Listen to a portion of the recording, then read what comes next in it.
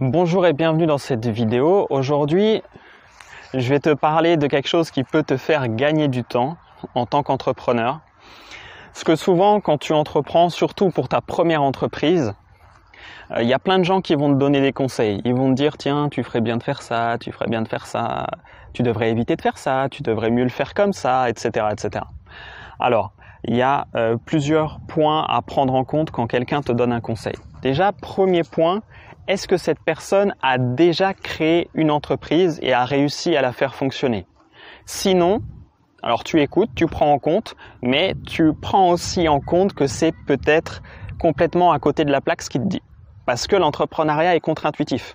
Même si la personne est de bonne volonté, et j'espère que tu côtoies que des gens de bonne volonté, qui te veulent du bien, en tout cas je te le souhaite, même si les gens sont de bonne volonté, parfois quand ils donnent des conseils, ils ne savent pas de quoi ils parlent.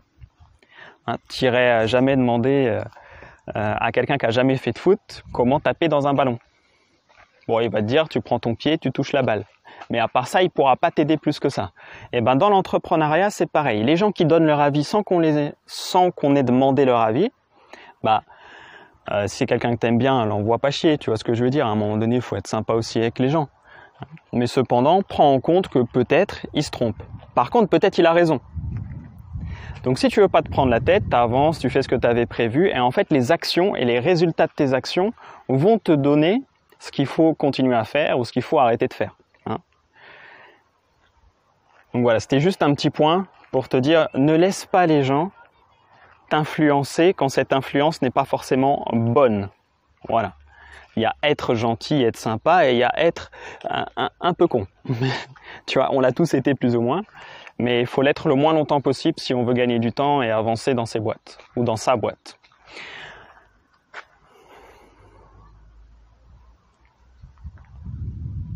Alors oui, ensuite un deuxième point dont je voulais te parler aujourd'hui, qui est un peu lié à ça, c'est les gens qui sont négatifs, qui vont te dire « Oh, ta boîte elle marchera jamais » ou « Non, mais t'es pas fait pour ça, tu ferais mieux de faire autre chose » ou...